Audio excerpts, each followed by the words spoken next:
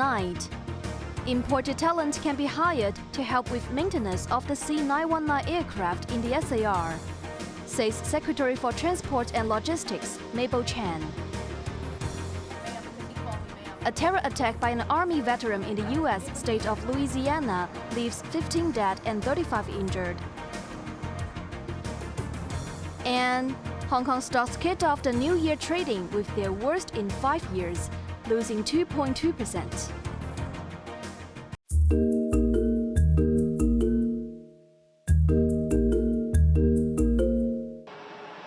Transport Chief Mable Chan said the city is open to bringing in skilled professionals to assist with the maintenance of the domestically manufactured C919 aircraft, reassuring that Hong Kong has the capacity to meet the demands.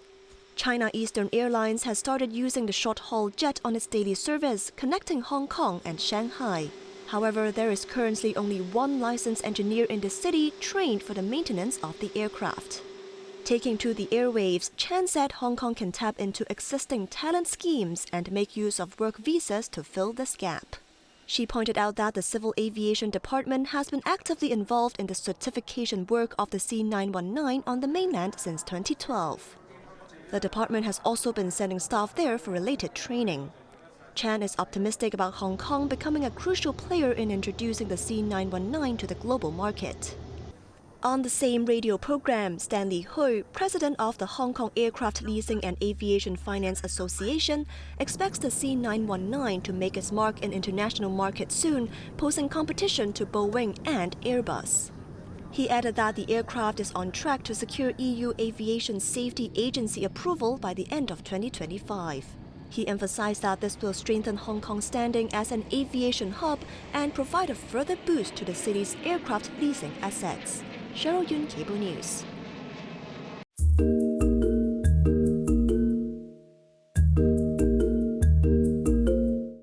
Subscriptions for Alipay Hong Kong in the SAR have jumped 60% since the mainland e-wallet became the second firm after Octopus to join the public transport fare subsidy scheme. Alipay Hong Kong was drafted into the scheme starting yesterday. Taking to the airwaves, Venetia Lee, chief executive of the firm, said around 150,000 Alipay Hong Kong users have opted for automatic subsidy claims, where patrons can get a one-third refund of their monthly public transport expense. The amount is capped at $400. She explained that it would take time for Alipay Hong Kong to cover all modes of public transport, and the company will gradually roll out more options. Currently, Alipay Hong Kong users can make payment while traveling on franchised buses, trams, 11 designated ferries, 175 green minibus routes, and MTR, excluding the Airport Express, Light Rail, and MTR buses.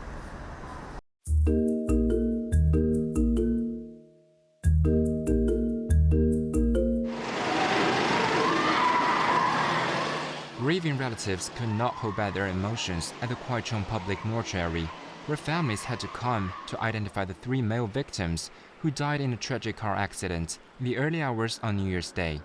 Out to celebrate the new year, the deceased of Pakistani origin were in their early 30s. Their car was struck by a taxi, which abruptly changed lanes while heading south on the West Kowloon Highway near Olympian City Shopping Center. The 30-year-old driver of the car lost control, crashing to the curb before colliding with a taxi heading the same direction and eventually ramming 3 stationary vehicles. He was pronounced dead at the scene, while 2 other passengers, aged 33 and 34, succumbed to their injuries at Princess Margaret Hospital in Kwai Chung. For the funerals, bodies of 2 victims will be flown back to Pakistan, while that of the third will be sent to the UK. 2 other passengers, aged 21 and 25, survived the crash. Ilyas Mohammed Alex, former chairman of the Pakistan Association of Hong Kong, said both sustained injuries to their backs, with one potentially facing paralysis due to severe trauma.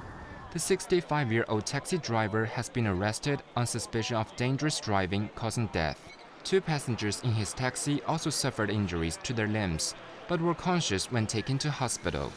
Quentin Ya, Cable News.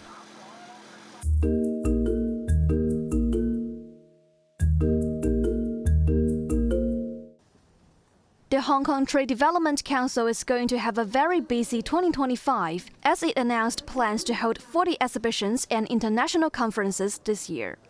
Starting next week, the Toys and Games Fair, Baby Products Fair, and Stationery and School Supplies Fair were kicked off at the Convention and Exhibition Center in Wan Chai, featuring over 2,500 exhibitors from around the world.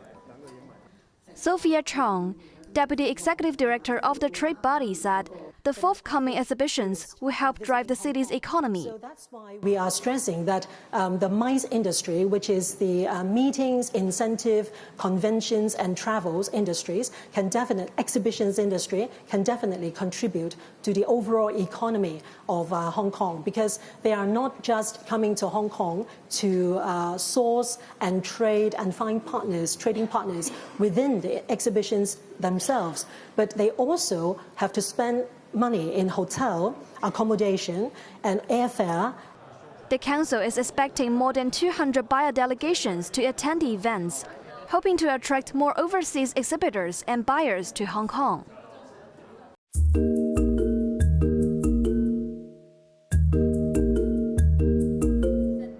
The iconic French Quarter in the U.S. city of New Orleans was eerily quiet in the aftermath of a horrific terror attack, which killed 15 people and injured 35 others on New Year's Day. A pickup truck rammed into revelers during the early hours. The driver was identified as Shamsuddin Jabbar, a 42-year-old U.S. citizen from Texas who is also an Army veteran. Jabbar was killed in a shootout with police after he attempted to continue his assault and opened fire on officers. Later, the Federal Bureau of Investigation found a flag of the Islamic State group in the truck and are investigating the attack as an act of terrorism. U.S. President Joe Biden condemned the killings, saying the attacker had a desire to kill. The FBI also reported to me that mere hours before the attack, he posted videos on social media indicating that he was inspired by ISIS, expressing a desire to kill, The ISIS flag was found in his vehicle, which he rented to conduct this attack. Possible explosives were found in the vehicle as well, and more explosives were found nearby. The situation is very fluid, and the investigation is at a preliminary stage. The FBI said Jabbar may not be acting alone and could have had affiliations with terrorist groups. No terror organization has claimed the responsibility for the attack so far. Police are also looking at whether the attack is linked to the explosion of a Tesla Cybertruck outside the Trump Hotel in Las Vegas hours later. The driver of the vehicle was killed and 7 people suffered minor injuries after it was detonated in front of the hotel near a glass entrance. Gas canisters and firework mortars were found in the vehicle. Quentin Yang, Cable News.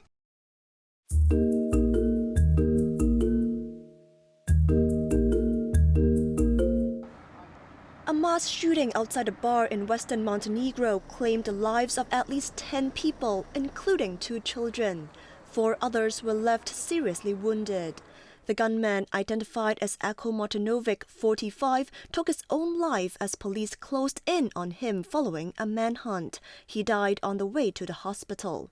The suspect had a record for erratic behavior and had previously been detained for illegal possession of weapons. Local authorities swiftly cordoned off the affected area after the shooting to conduct a thorough investigation. The gunman had spent the day at the bar in the city of Cetinje, indulging in alcohol before a dispute escalated into a violent brawl.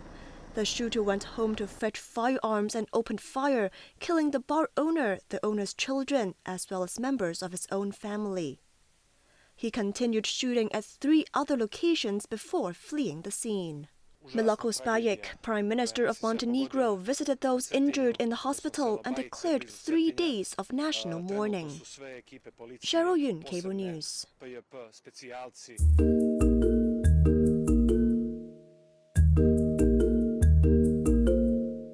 South Korean police raided the offices of Jeju Air and the operator of Muan International Airport as part of the probe into the fatal crash of a Boeing 737-800 plane that killed 179 people.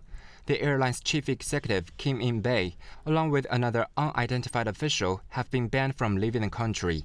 Investigators from South Korea and the United States, including representatives from aircraft maker Boeing, have been meticulously examining the crash site since the tragedy last Sunday to determine its cause. Both black boxes have been recovered, and decoding efforts have yielded a nearly 2-hour recording for analysis. South Korean authorities have launched inspections of all Boeing 737-800 aircrafts nationwide, focusing specifically on the landing gear, which appears to have malfunctioned during the crash on Sunday.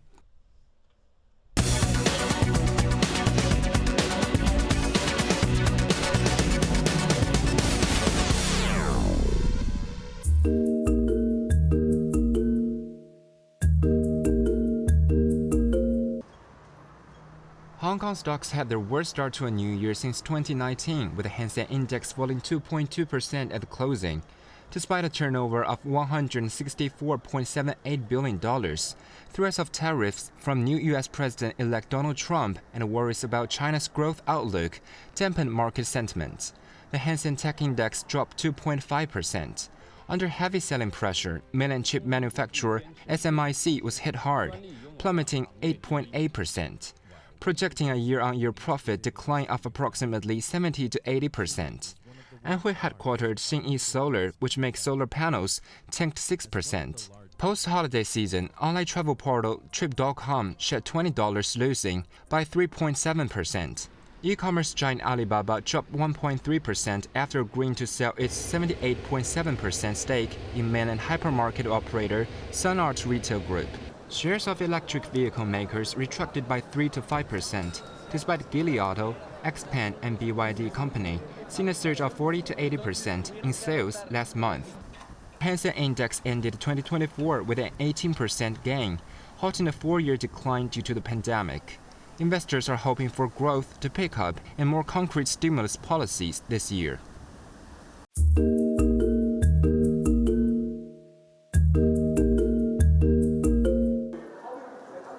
Hong Kong's retail sales plummeted 7.3% in November from a year earlier. It marked the 9th consecutive month of year-on-year declines. In the first 11 months of 2024, the value of total retail sales decreased by 7.1% compared with the same period in 2023. Estimated at $31.7 billion, the volume of total retail sales in November 2024 decreased by 8.3%. Compared with a year earlier after netting out price changes. Sales of electrical goods and other consumer durables were down 18%.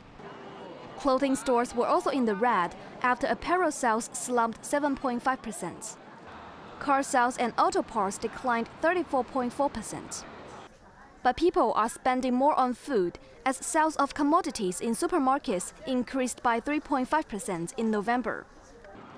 A government spokesman attributed the decline to the change in consumption habits and the relatively strong Hong Kong dollar.